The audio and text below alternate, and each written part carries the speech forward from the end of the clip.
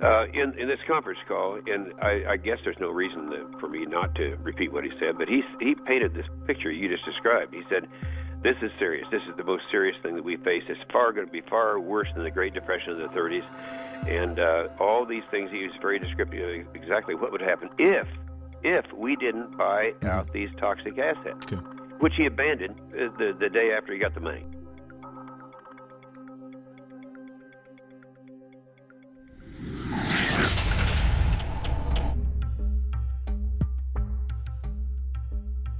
Okay, here's our top story.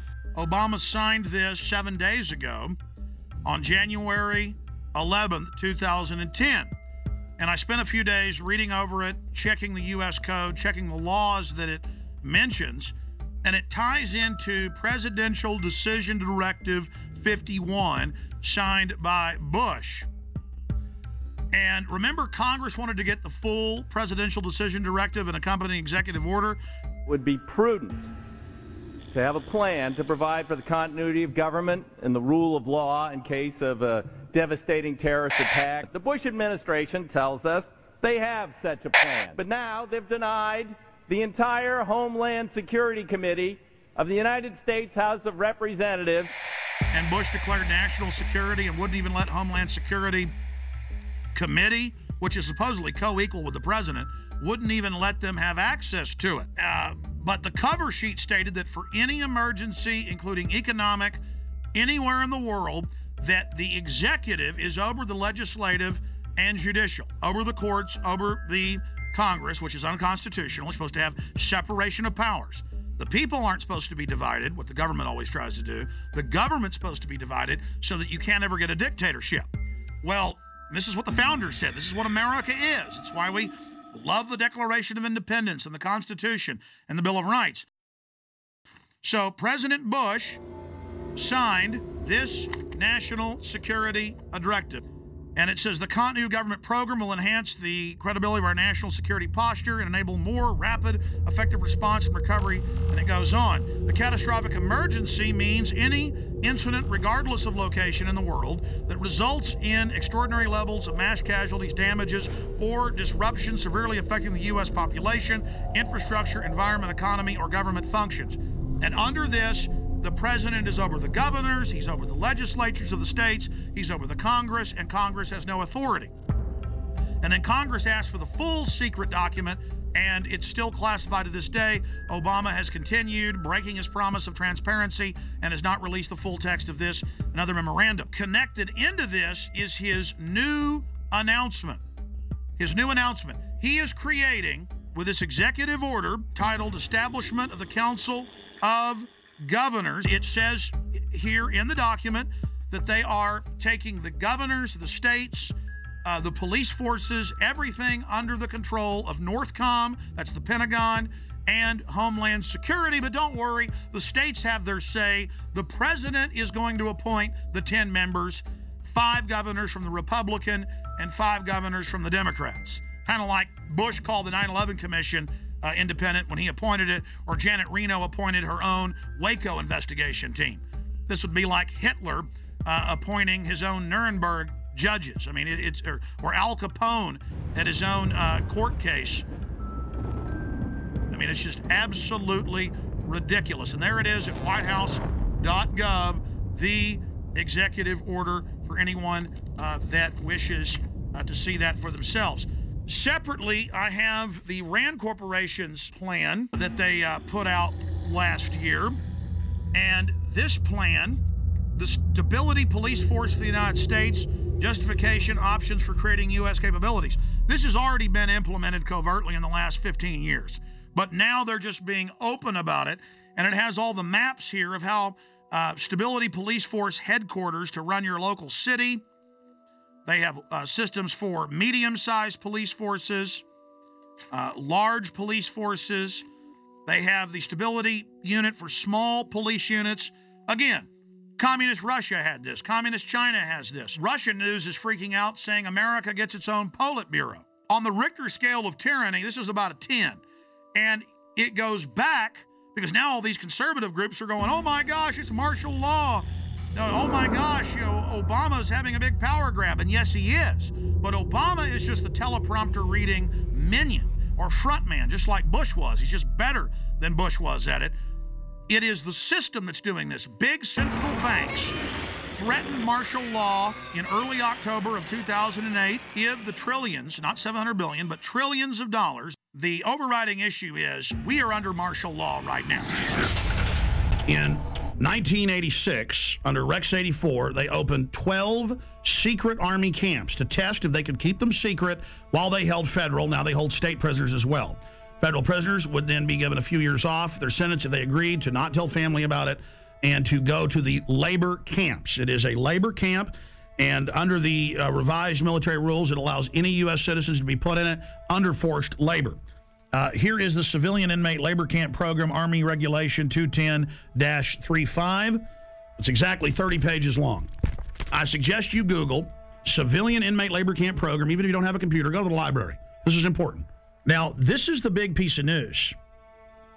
This is to establish setting up prison labor camps, negotiations with correctional systems representatives to establish prison camps, governing criteria, civilian inmate labor camps, policy statement, governing provisions for operating civilian inmate prison camps on Army installations, procedures for establishing a civilian inmate prison camp on Army installations, infrastructure, inter-service, interagency, and interdepartmental support agreements, working with local police at the FEMA camps. In 2002, I published my book, Descent into Tyranny. I've been covering it since 97 when it was declassified, but I put it in my book, Descent into Tyranny. This sucker was set up in 1986 at 12 camps. It's since doubled to 24. And from 86 to 97, secretly at labor camps, U.S. citizens, non-military prisoners, were worked on FEMA camps. Now, this was beta testing. They would tell them, you'll be given leniency and only serve half your sentence if you agree to labor. The minute you don't, you'll be sent back on these military bases, but you can't tell anybody national security. See, they were testing, can we keep camps secret from local police or get them to work with us? Can we keep camps secret from the media? So for 11 years, they kept this sucker secret. Reagan, Bush, Clinton. And then Clinton declassifies it and says it's a good thing in 97, and they double the number. We had secret copies of this when I first got on air in about 95, 96, with just the cover sheet of it, and people made fun of us and didn't believe it. Then it was declassified. This is from Army.mil. So here it is, the big kahuna. This is just one section of these, training the troops, training the infrastructure, creating the larger cadres to expand the archipelago of gulags.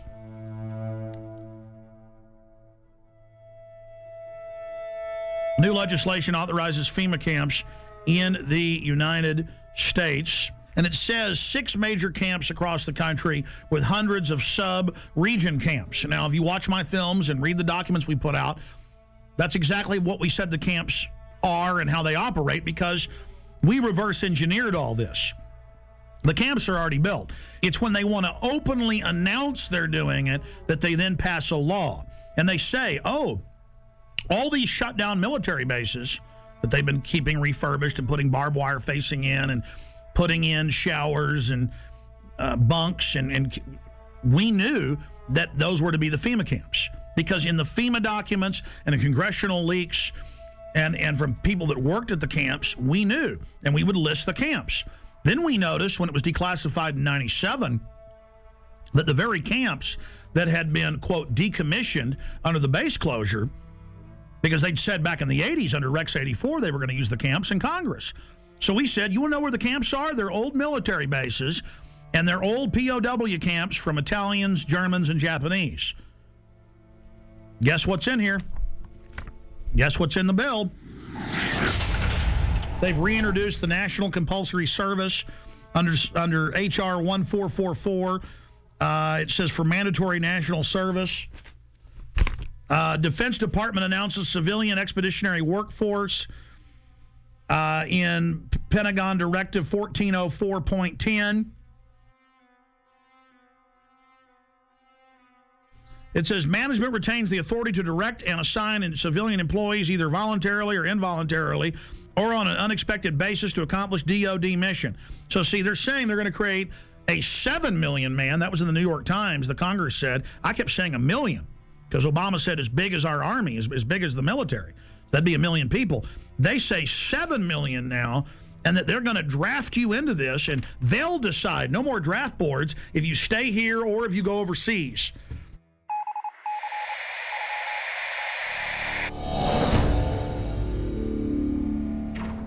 But this just broke. I just showed you the earlier terror training manual saying those that talk about the Constitution are terrorists and are a danger to police, those that are in Second Amendment groups.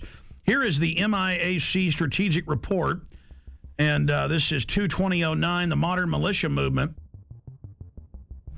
And they mix in here people that believe there's 9 FEMA regions, people that believe there's a NAPTA superhighway, and they show the official NAPTA superhighway map the government put out. Doesn't exist. Those that don't want RFID chips being planted with them, and they mix it in then with white supremacists and others, and they say, we want you to understand the terrorist symbols. It's Don't Tread on Me flag of the Founding Fathers. You know, the flag of the Founding Fathers, all of it. We're going to go over this. This is amazing.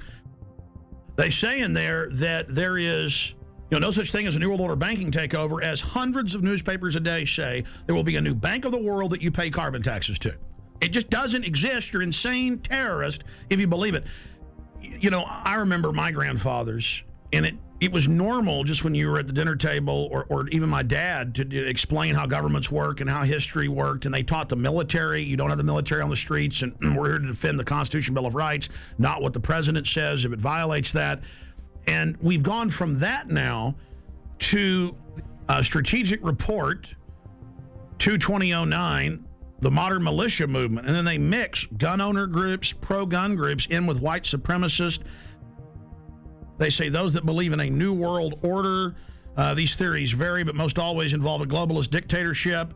They show, and I'm putting on screen right now, official North American Union SPP maps that have been on CNN of how they're going to have every major highway be an international toll road from Mexico up into the deep north of Canada. And they just say it doesn't exist. These people are insane. I mean, this is a high level of psyop, isn't it, Gerald Celente? Well, that's the way they always do things. They lump them all together, and it's one size fits all. I have a question. Do you believe that the military will fire on its people? They're going to stage riots, and then it's going to look like, oh, they stopped the riots. It's reasonable to set the precedent. Like, oh, we do have FEMA camps for medical care and where you can stay. The troops are here to help at car wrecks. That's how they're rolling it out. And I believe that I think the way they're going to manipulate the military, I think a lot of them are going to fire on U.S. citizens. Because that's a question we're going to pose in the Trends Journal in the next edition. And I happen to agree with you. They'll stage riots. We always see these people that they call anarchists that always have black, always have dressed in black and have masks on. They've been caught being police sorry, go ahead. No, exactly. No, I agree with you. And I think that they are going to fire on the people, unfortunately. No, don't shoot me, please! Don't shoot me! I haven't done anything! Don't shoot! In this training manual that's going out to police everywhere in the country, it has a, Don't Tread on Me flag. It shows America, freedom to fascism, and the film Zeitgeist in it. We just showed that, and shows it next to the Turner Diaries, which was a white supremacist thing about killing police. So see how they do guilt by association. I mean, this is just off the charts, and this was sent to me by the Missouri Information Analyst Center. A police officer sent it to me. That's where they got it from. And I've seen these in Texas versions and others. It's the same thing, but they're updating it. I mean, how do they say none of this exists and then mix in mainstream things that are happening with white supremacists and tell police that people are dangerous if they're into this? Good evening, my fellow Americans. We have been compelled to create a permanent armaments industry of vast proportions. We annually spend on military security alone more than the net income of all United States corporations. We recognize the imperative need for this development. Yet we must not fail to comprehend its grave implications. Our toil, resources, and livelihood are all involved. So is the very structure of our society. In the councils of government, we must guard against the acquisition of unwarranted influence, whether sought or unsought, by the military-industrial complex. The potential for the disastrous rise of misplaced power exists and will persist. We must never let the weight of this combination endanger our liberties or democratic processes. Only an alert and knowledgeable citizen can compel the proper meshing of the huge industrial and military machinery of defense, the prospect of domination of the nation's scholars by federal employment, project allocations, and the power of money is ever present and is gravely to be regarded. We must also be alert to the equal and opposite danger that public policy could itself become the captive of a scientific, technological elite. We cannot mortgage the material assets of our grandchildren without risking the loss also of their political and spiritual heritage.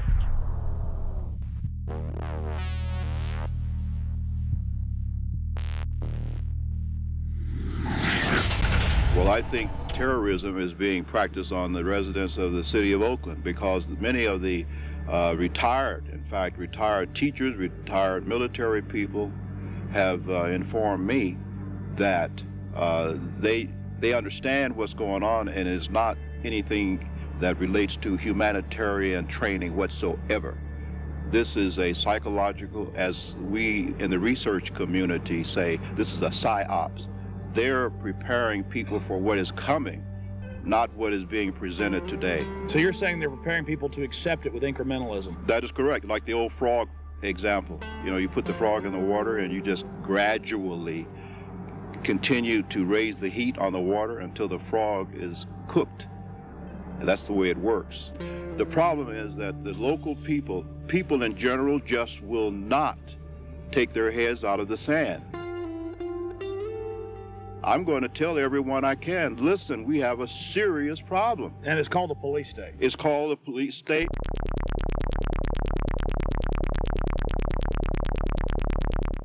Let's go ahead and get to this. I mean, you want to see, you know, what goes with FEMA camps like a horse and carriage. Troops, militarized police, training with the Army to take over your cities and towns. Let's go ahead and play this YouTube clip. Martial law is coming from News 7 at 11. The scenario was a fake, but the pepper spray and billy clubs used to break up this riot were definitely real. Good evening, I'm Miranda Stevens. Whether it's terrorism, riots, or any major disaster, local agencies will be the first to respond. That's why Roanoke City wants its disaster training to be as real as possible. Jeremy Butterfield has more. It's supposed to look like a riot, and the scene at William Fleming High School had all the elements. I'm one of the rioters that the guard and the police force had to take down and arrest, and did very successfully. In this scenario, everyone has a role to play. The rioters were ready to fight back as Roanoke Police, Roanoke Fire, local National Guard troops, and members of the Virginia Defense Force secured perimeters and moved in to make the arrests. Prior to 9/11, these organizations couldn't communicate and did not work together. They worked to support each other, but not together.